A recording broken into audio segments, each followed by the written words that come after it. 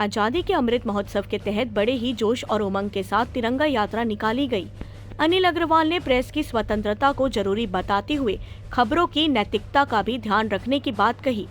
उन्होंने कहा कि पत्रकार समाज की आत्मा है, फिर भी कई चुनौतियों का सामना कर रहा है। पूर्व सैनिकों व शहीद सैनिकों के परिजनों और पत्रकारों को शॉल ओढ़ाकर सम्मानित किया। इसी कड़ी के तहत कार्यक्रम का आयोजन किया गया। मंडल के महामंत्री सौरभ जैन ने बताया कि सैनिकों और पूर्व सैनिक राष्ट्र की सुरक्षा के मजबूत और सजग प्रहरी है।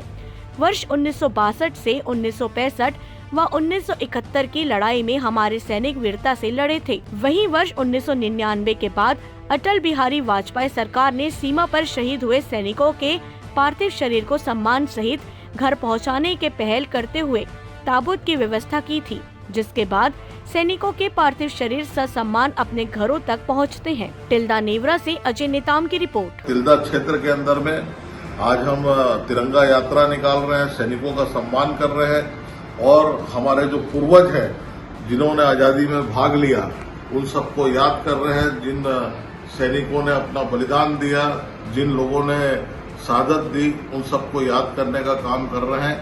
आइए हम सब मिलकर 13 तारीख से 15 तारीख तक के अपने घर के अंदर में तिरंगा झंडा लगाए।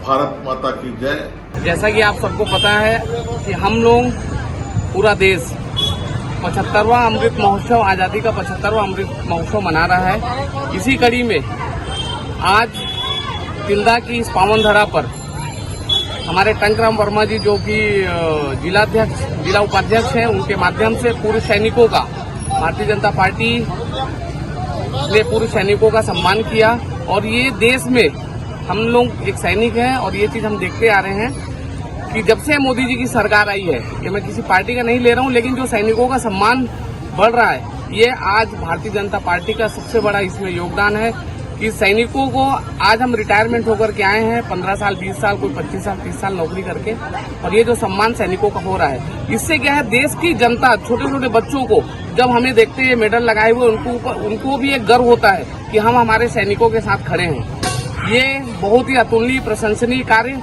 इसके लिए यहाँ की जनता, यहाँ के जो जितने भी स्पॉन्सर्स किए हैं, इनको बहुत बहुत धन्यवाद। जय हिंद, जय भारत।